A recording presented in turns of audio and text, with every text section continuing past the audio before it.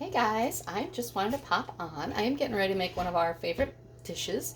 It's called Southern Spoon Bread. It's a great side dish. So we're going to have some boneless chicken thighs cooked in my grill pan tonight with, I just season them with seasoned salt, cook on both sides for 4 minutes in the grill pan. That's pretty awesome.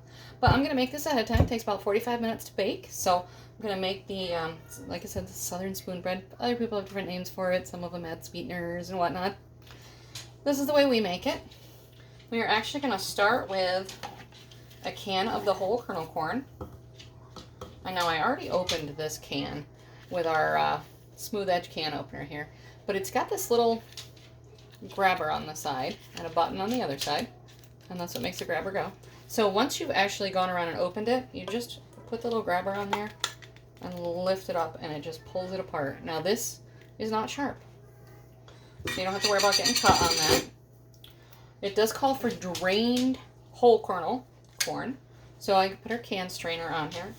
And I'm just going to drain this right into here for right now, just for so I can be right here for your video.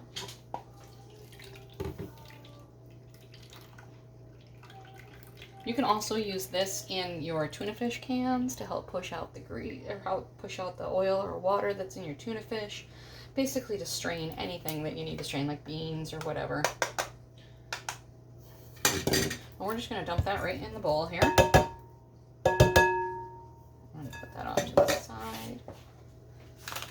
And I did want to show you how easy our smooth edge can opener works. So you just stick it. So you've got the parts under here. We're just going to stick that on the side like that while it's down. And even so, it's just got this part but up against the can. And with that right there, as we start twisting, it grabs a hold of the can. And you're going to twist along until you feel like a little click. And that little click tells you that the can is done. Or that the can is completely open. We're going to twist the top or the handle backwards the other way, just a little. That releases it from the can. And then same thing, I'm going to use our little grabber here to pull the lid off. Now this one is cream style corn, so we're actually going to scrape that into the bowl.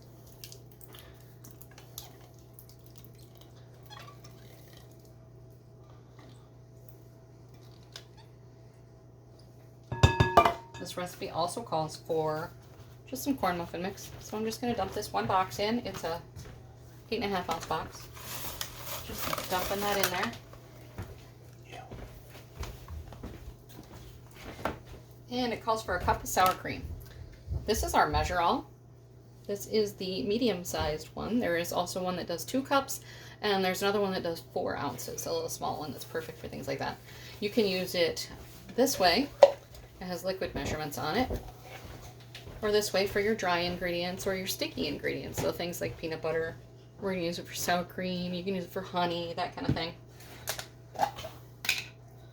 And I'm just going to scoop this in there. We need a full cup.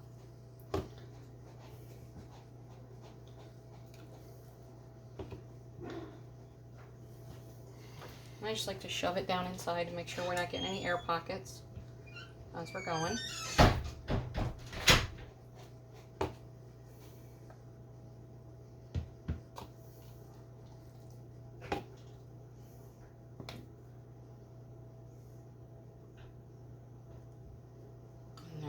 Once you get to the top and you've got it all full, you literally just tip it upside down in whatever you're putting it in and keeping your hands out of the way so that they are not in between where you're going to push here. I'm just going to give it a little push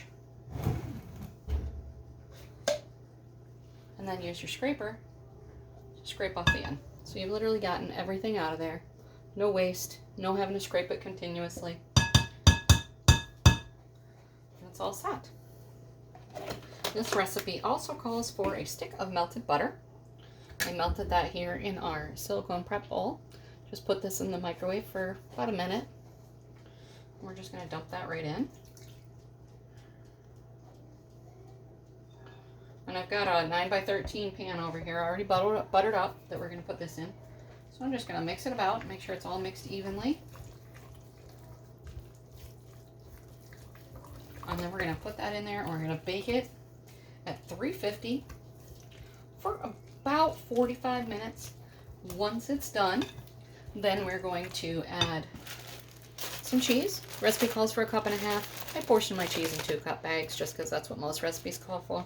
So I'll probably just use all of it because what's wrong with a little extra cheese? So when it comes out, I will put some extra cheese on the top, or put the cheese on the top, put it back in the oven just to melt the cheese about 5 minutes. And then serve it as a side dish with your meal. All right. Bye, guys.